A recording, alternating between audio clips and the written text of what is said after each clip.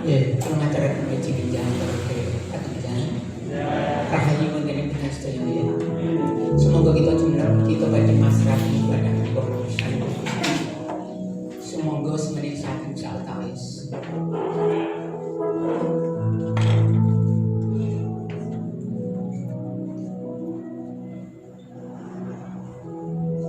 Gusti kalau nanti nih pilih sumber yang ditulungan kau di kono mau foto kekemauan Allah yang kamu berpikiran.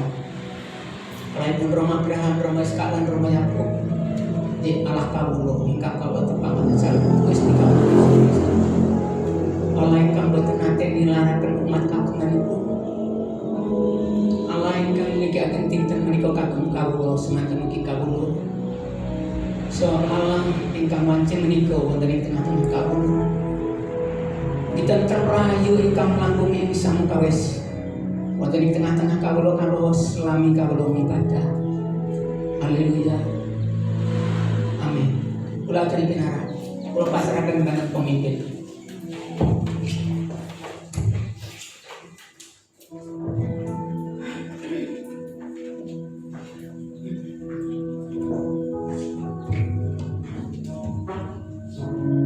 Shalom. Shalom. Puji nama Tuhan.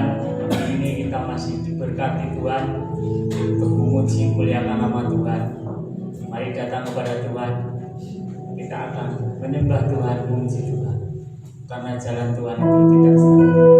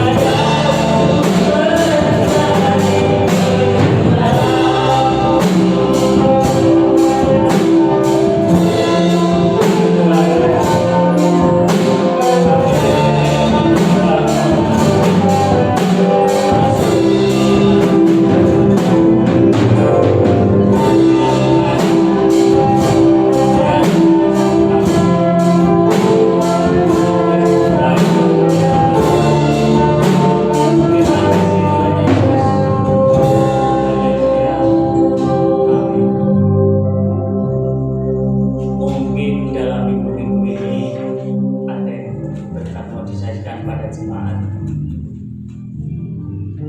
Kalau tidak ada, kita akan bangkit berdiri, kita akan memuji Tuhan yang agung.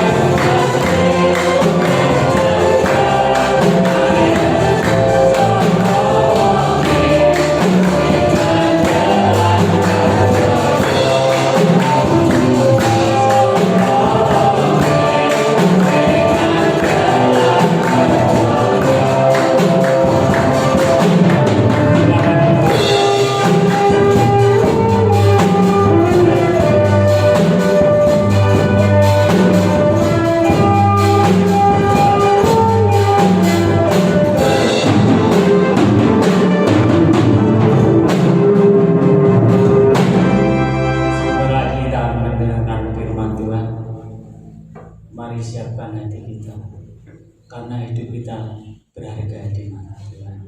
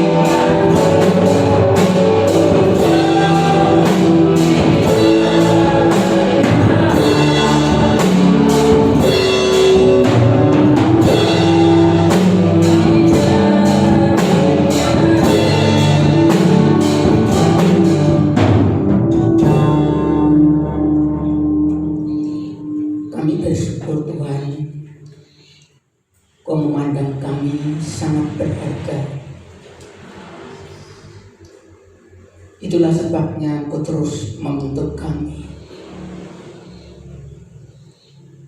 melalui firman-Mu yang kami dengar saat ini nanti. Tuhan, kami memohon Allah Roh Kudus akan menolong kami sehingga kami bertumbuh dalam pengenalan akan Engkau, karena itu yang Kau kehendaki. Terima kasih Bapa, terima kasih. Berfirmanlah, karena kami siap untuk mendengarkannya. Kami sambut Tuhan bernamu dengan rasa syukur di dalam Tuhan Yesus Kristus. Haleluya. Amin. Salam saudaraku yang dikasihi Tuhan. Ada yang tahu kemarin peringatan hari apa? Tanggal 31 Oktober. Hari apa itu? Tidak ada yang tahu.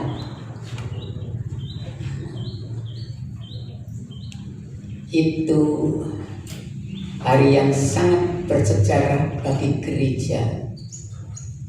Itu adalah hari reformasi gereja.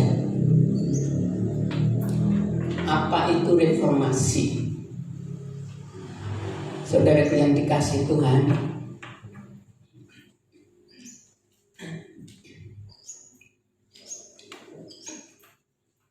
dulu gereja selama 1500 tahun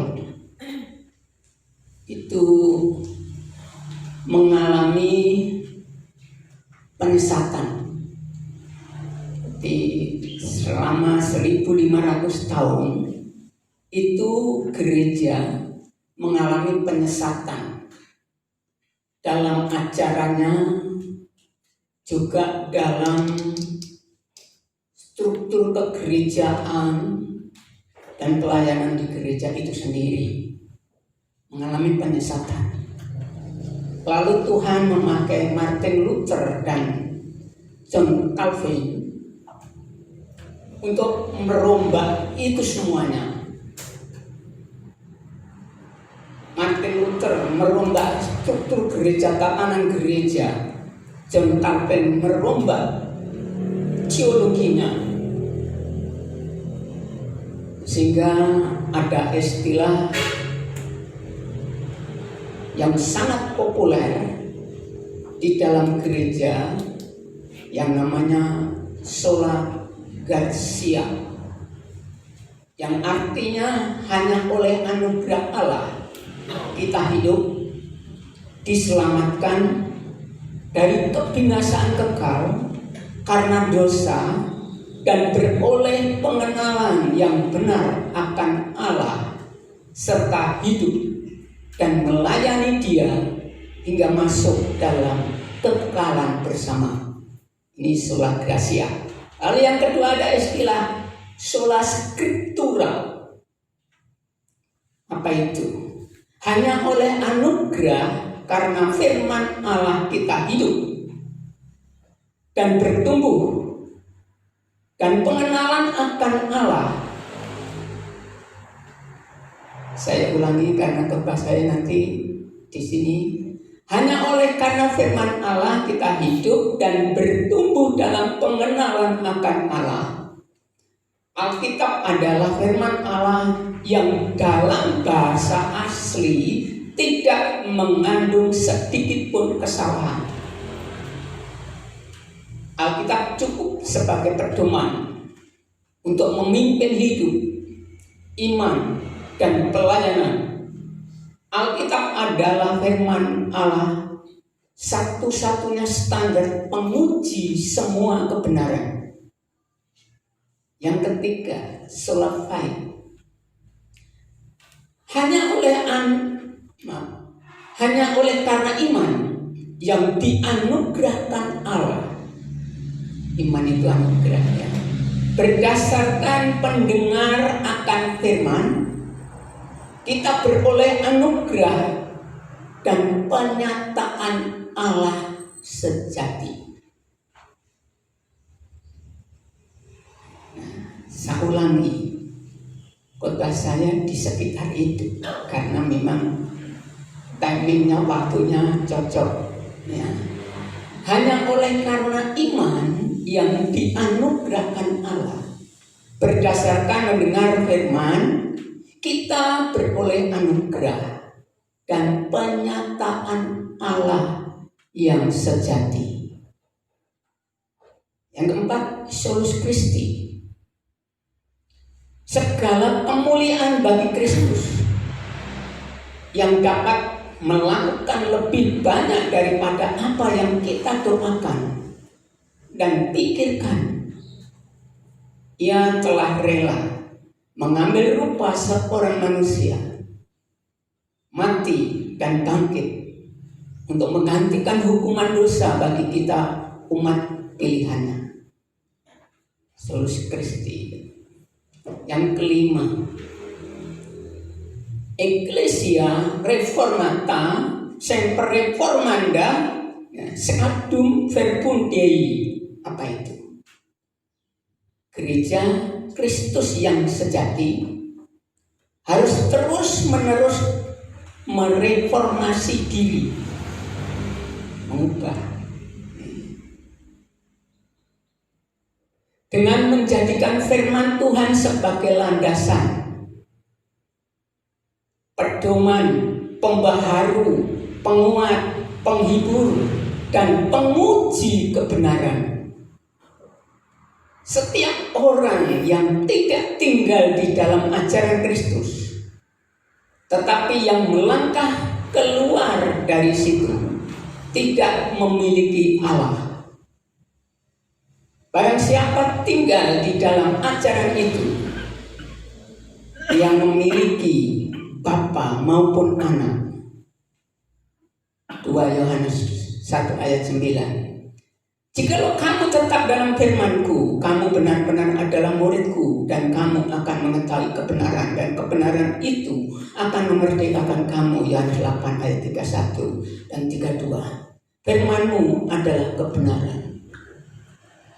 Yohanes 17 ayat 17. Lalu yang keenam, Soli Deo Gloria. Ini penutupnya. Sebab segala sesuatu adalah dari Dia dan oleh Dia dan kepada Dia. Bagi Dialah kemuliaan sampai selama-lamanya. Apapun yang kita lakukan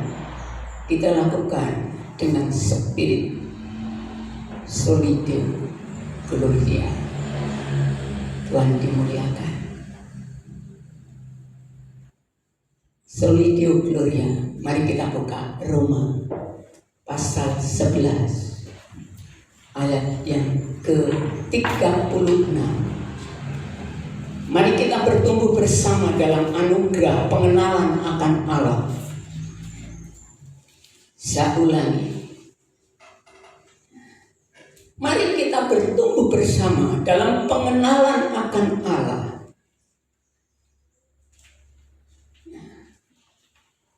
Melalui benar firman Tuhan pagi hari ini. Dan berdoalah biar Roh Kudus, Roh Allah itu yang memperkenalkan dirinya melalui firman Tuhan yang kita dengar. Tuhan memberkati. Mari kita baca ayat itu. Sebab segala sesuatu adalah dari Dia dan oleh Dia dan kepada Dia.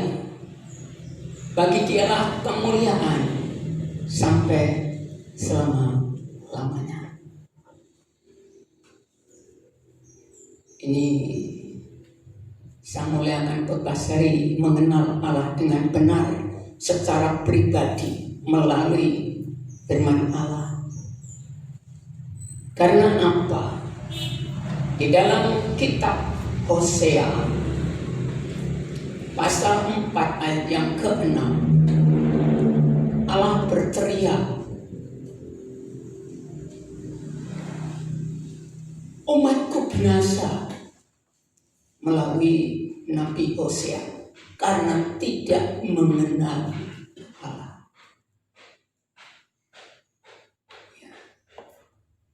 Kita tidak bisa mengenal Allah tanpa anugerah.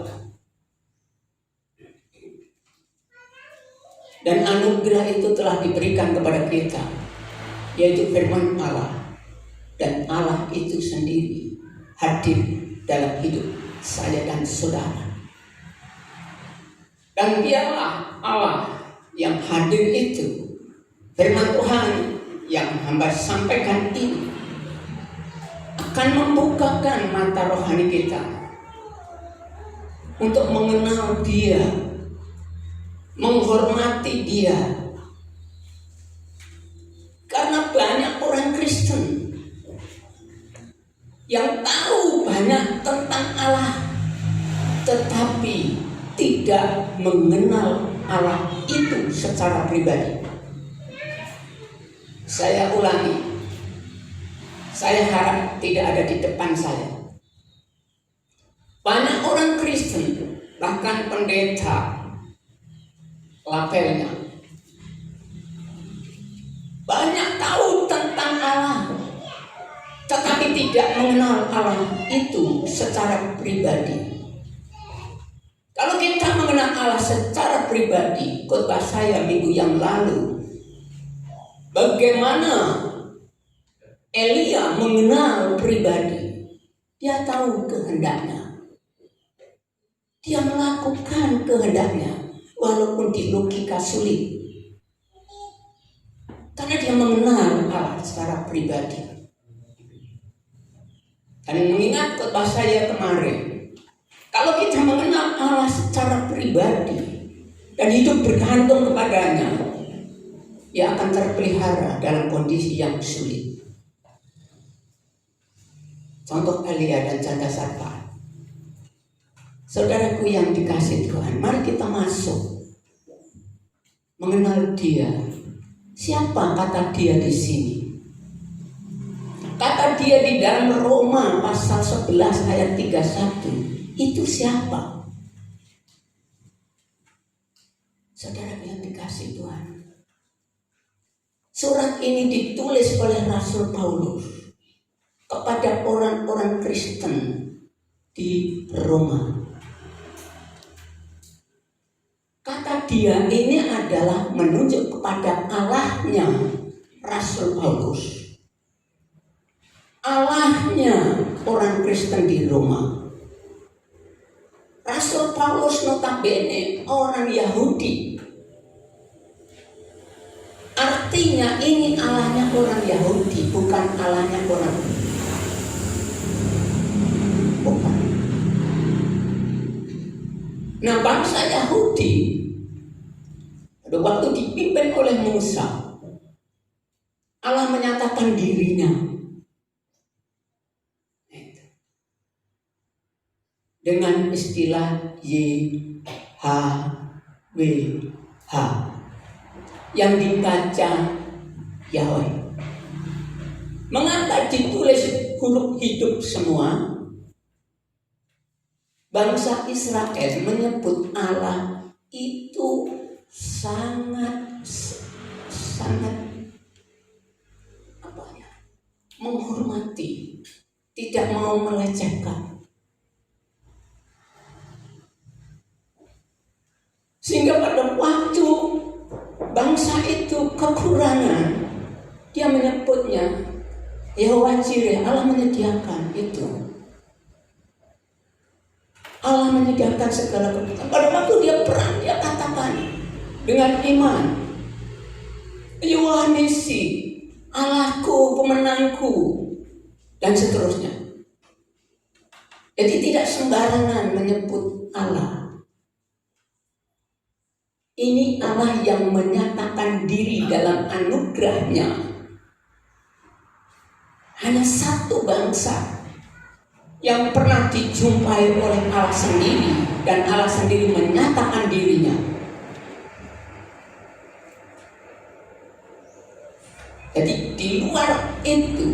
bukan Allah yang sejati, saudaraku. Banyak orang terkecoh. Allah kata Allah itu sama dengan Allah kita. Bukan. Tetapi Allah kita adalah Yahweh. Sebutannya YHWH. Untuk menyebut itu harus dengan hormat dan kekudusan. Itu sebabnya tidak ditulis huruf hidup. Menghormati, semua ditulis huruf hidup. Itu kata dia. Berarti juga Allah kita.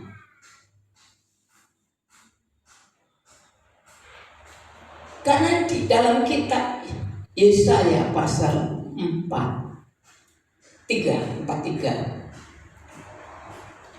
ayat yang pertama.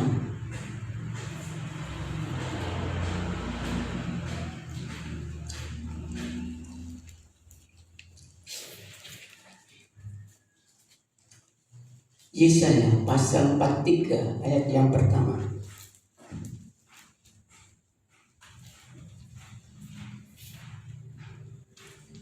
Demikian firman Tuhan. Tetapi sekarang beginilah firman Tuhan yang menciptakan engkau ya Yakub, yang membentuk engkau ya Israel.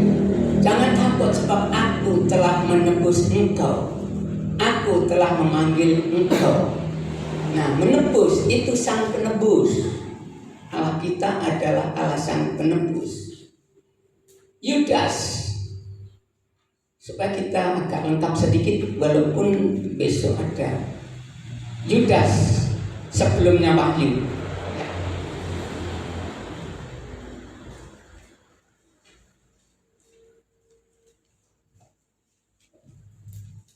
Ayat 25. Yudas itu satu pasal, jangan mencari pasal 2 nanti nggak ketemu. Hanya satu pasal. Allah yang Esa, Allah itu Esa. Juru selamat kita oleh Yesus Kristus, dia juru selamat.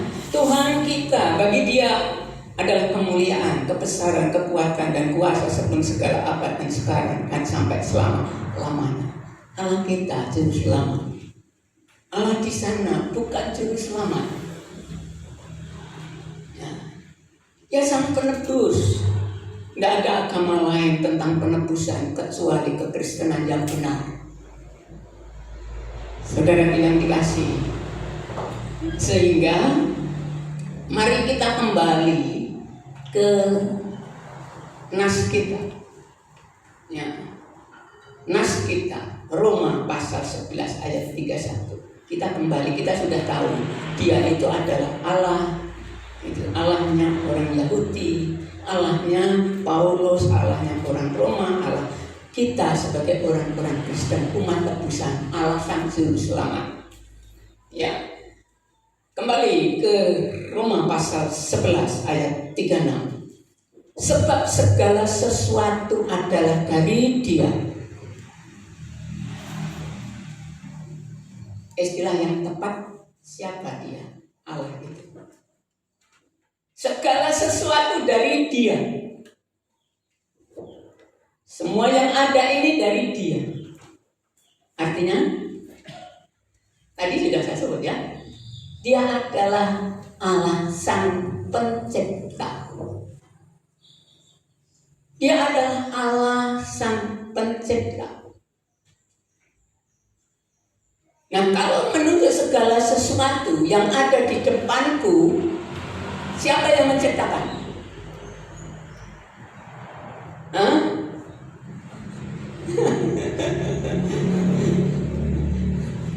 Kalau yang berbicara ini jelas yang menciptakan adalah Dia. Nah, Dia Allah yang menciptakan segala sesuatu adalah Allah yang menciptakan aku juga. Kamu enggak? Yang merasakan diciptakan oleh Allah, katakan, angkat tangan. Amin. Dengarkan baik-baik saudara. Dengarkan baik-baik. Ya. Kalau Allah tidak menciptakan Anda, Allah itu tetap tetap Allah yang mulia. Saya ulangi. Kalau Allah tidak menciptakan saya dan saudara, dia tetap Allah yang mulia. Dan saya dan saudara diciptakan oleh dia. Apa artinya? Ide itu datang daripada Allah, saudaraku. Ide menciptakan saya itu datang daripada Allah. Mari kita runut bagaimana Allah menciptakan saudara dan saya. Kita runut ya. Dalam Kejadian pasal 1 ayat 27-28, Kejadian 1 ya. Ayat 27-28. Maka Allah menciptakan manusia itu. Siapa manusia? Ayo angkat tangan. Biar tidak ngantuk ya. Allah menciptakan manusia. Itu menurut gambarnya. Oh, luar biasa. Menurut gambarnya. Menurut gambar Allah. Diciptakannya dia, laki-laki dan perempuan. Diciptakannya mereka. Diciptakannya mereka. Oke. Nah, cara menciptakan manusia pertama di dalam pasal 2 ayat 7, geser sedikit, pasal 2 ayat 7, itu cara Allah menciptakan manusia pertama.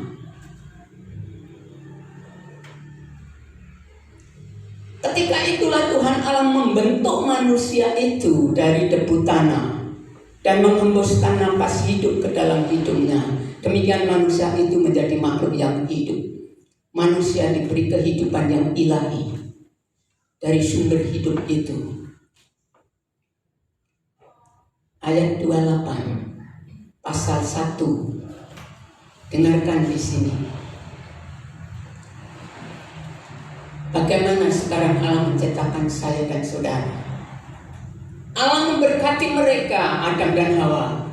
Lalu Allah berfirman kepada mereka, beranak cuculah, bertambah banyak, penuhilah bumi dan taklukkan itu, dan seterusnya. Lihat di sini. Firman Tuhan mengatakan beranak cuculah, penuhi bumi. Anda di bumi? Ada keturunan Adam. Saudaraku, dengarkan konsep ini. Pada waktu Allah menciptakan manusia, nah, seperti itu manusia pertama tadi. Lalu Allah menaruh benih manusia di bumi ini, beranak cucu. Benih itu di dalam pinggang Adam dan Hawa, nenek moyang kita. Lalu bagaimana Allah membentuk kita baru lahir kemarin? Lihat Mazmur 139.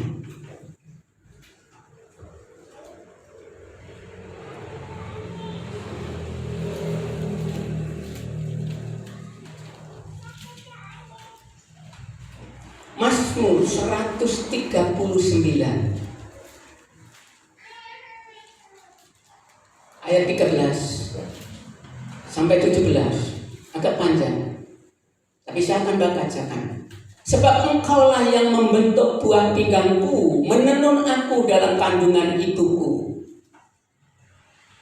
Aku bersyukur kepadamu oleh karena kejadianku dasar dan ajaib yang kau buat, dan jiwaku benar-benar menyadarinya.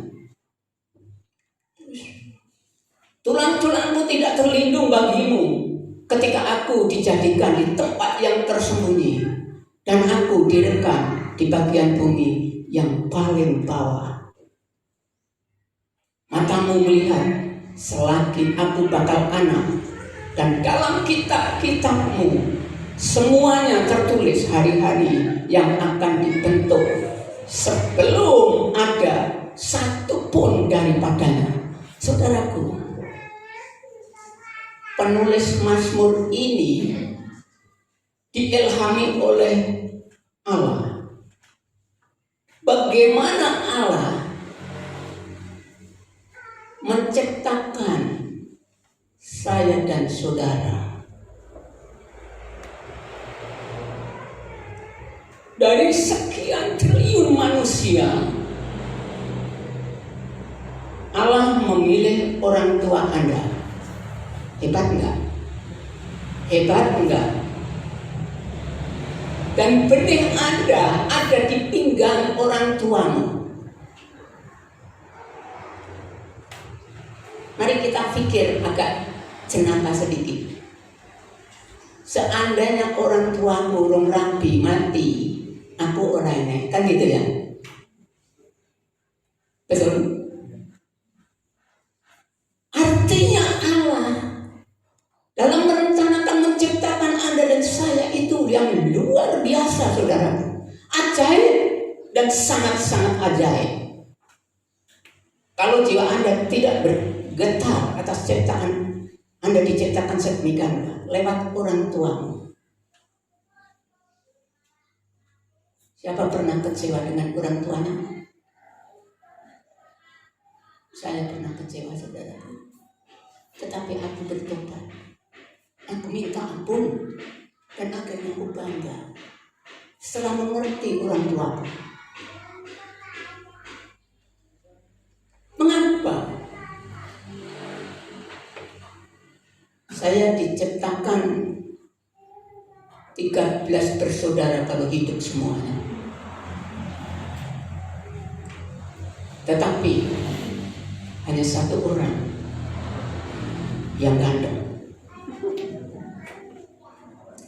Tetapi itu tidak dirawat oleh orang tua saya, tetapi diserahkan kepada nenek saya. Setelah disampai, diserahkan kepada nenek saya. Saya ikut nenek. Dan setelah saya bertumbuh besar, nengok boyong, agak janggal orang tua saya ini. Aneh, apa dia tidak mengasihi aku? Saya belum percaya itu. Dan akhirnya saya berkomitmen, saya mencari orang tua saya, bapak saya di Sumatera. Saya bisa ketemu, dan saya tahu, ternyata saudaraku yang dikasih Tuhan, walaupun ajaran itu tidak benar, karena anak lanang siji iku kudu dititipne, ya kan? Tapi tetap diakui kowe iki anakku. Gitu. Oh begitu. Orang tua saya sangat taat, walaupun ajaran itu dia tidak tahu bahwa kebenarannya tidak mutlak. Akhirnya saya menghormati, dan saya tahu setelah bertumbuh, aku bangga terhadap orang tuaku. Aku bersyukur terhadap orang tuaku. Allah memilihnya. Allah tidak salah. Jangan mengatakan aku kok orang jadi anak Pak Jokowi. Loh, dari dia yang milih. Idenya itu dari dia, dari Allah. Terimalah dengan rasa syukur. Allah memilih orang tuamu dari sekian triliun manusia dan menenunnya. Istilah menenun ini istilah biologi sebenarnya. Jadi jaringan manusia itu seperti kain tenun. Itu istilah biologis, direkam di paling kegelapan. Dan ini hubungan suami istri di pinggir jalan, kecuali orang-orang kebal. Dan kejadian itu ajaib, saudaraku. Allah tahu. Tidak usah saudara merubah citra saudara, tidak usah. Kok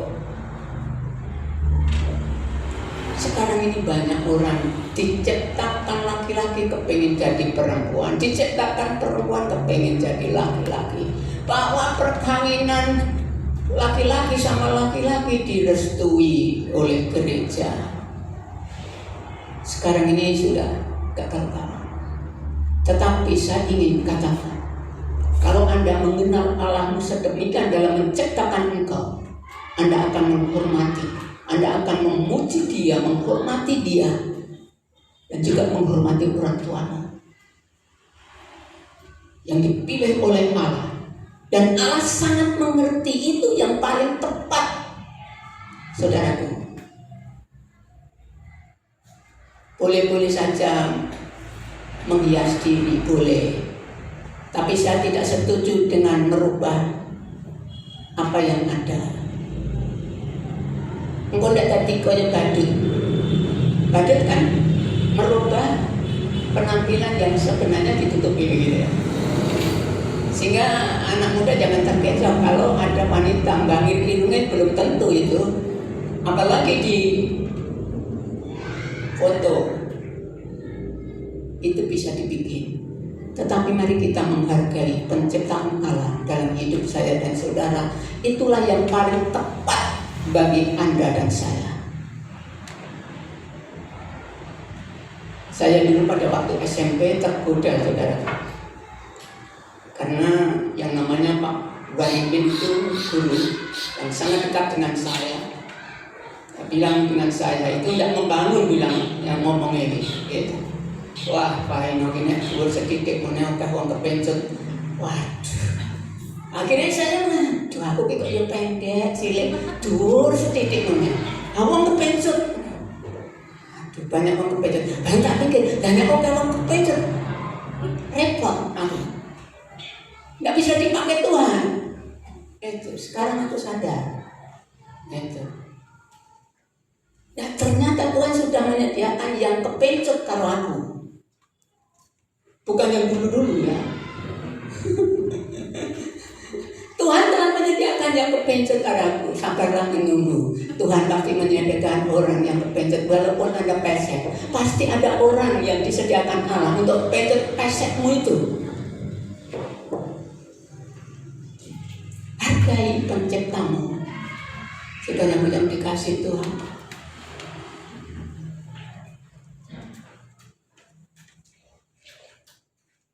Dan dia tahu itu yang terbaik. Allah kan tidak jatuh menciptakan Anda itu yang terbaik. Terima dengan rasa syukur, bangga, dan tampillah apa adanya. Saya tidak pernah menerikan orang itu, orang ini. Sudahlah tampil apa adanya. Perlengkapi diri Anda dengan mentalitas aku ini berharga, diciptakan oleh Allah secara ajaib demikian, dan aku tampil.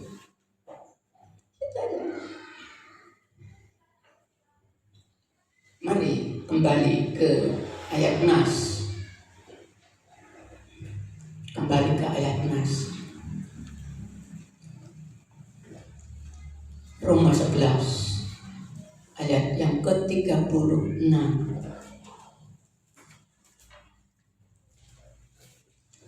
Sebab segala sesuatu adalah dari Dia, dan oleh Dia idenya Allah.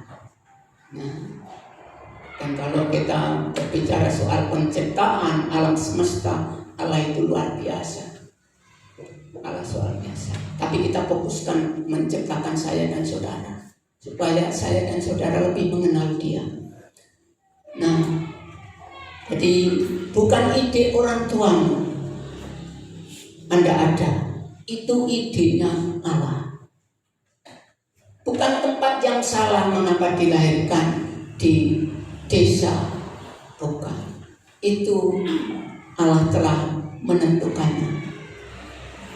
Untuk apa, saudaraku yang dikasih Tuhan? Untuk apa? Lihat di depan titik. Dan kepada Dia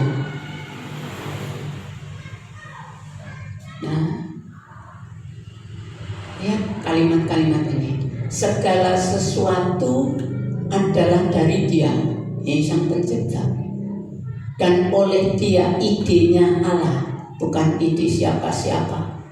Dan kepada Dia. Ternyata saudaraku yang dikasihi Tuhan, Allah menciptakan saya dan saudara untuk Allah.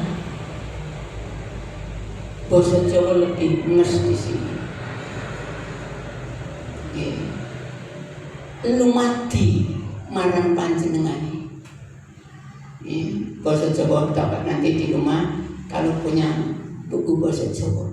Lumati artinya apa? Saudaraku, Anda dan saya diciptakan supaya melayani Dia. Lumati, melayani Dia. Seterusnya, memuliakan Dia. Jangan pernah minta penghormatan. Biarlah Allah yang harus kita hormati. Anda diciptakan bukan untuk Anda sendiri, bukan, itu salah. Anda tidak menghormati penciptamu. Allah menciptakan saya dan saudara supaya saya dan saudara melayani Dia. Artinya hanya melakukan kehendak-Nya. Inilah melayani.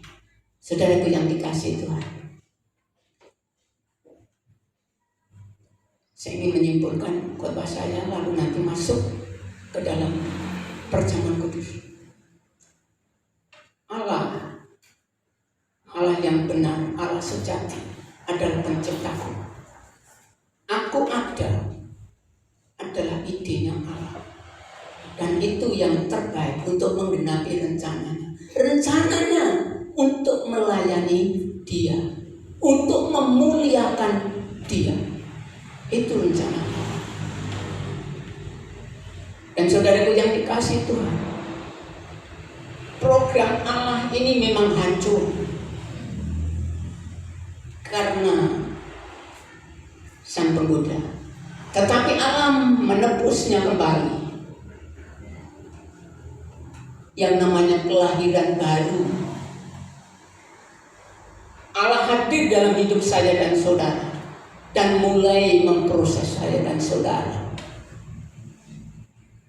Mulai memproses saya dan saudara untuk menggenapi rencana Allah, yaitu melayani Dia dan memuliakan Dia. Dan Allah hadir di dunia ini secara khusus untuk menebus saya dan saudara, tetapi juga untuk memberikan teladan hidup bagi saya dan saudara. Itu sebabnya Tuhan Yesus teriak kepada murid-muridnya, ikutlah aku. Pelayanan Tuhan Yesus tidak cukup di mimbar, tidak cukup di menyembuhkan orang sakit. Tapi puncak pelayanannya terpetik penyerahan dirinya di atas kayu salib. Artinya pelayanan kita harus menyingkirkan aku untuk melakukan kehendak-Mu. Biarlah kehendak-Mu itu yang jadi, bukan kehendak-Ku. Jangan mencoba Allah-Mu untuk menjadi budak-Mu. Jangan. Artinya Allah suruh mengikuti kehendak-Mu. Tuhan, aku ini. Tuhan, berkati aku ini. Jangan. Berdoalah, Tuhan, aku mau melakukan kehendak-Mu. Biar aku memuliakan Engkau. Biar aku hidup sesuai dengan rencana-Mu melayani Engkau. Pelayanan banyak, saudaraku. Tuhan Yesus melayani orang-orang miskin, Tuhan Yesus melayani orang-orang sakit, dan Tuhan Yesus klimaknya melayani orang berdosa. Dia rela mati di atas kayu salib, menyingkirkan keinginanku, biar keinginan Allah, biar kehendak Allah yang terjadi. Inilah sebenarnya pelayanan itu, melempar keinginanku, mau melakukan kehendak-Mu.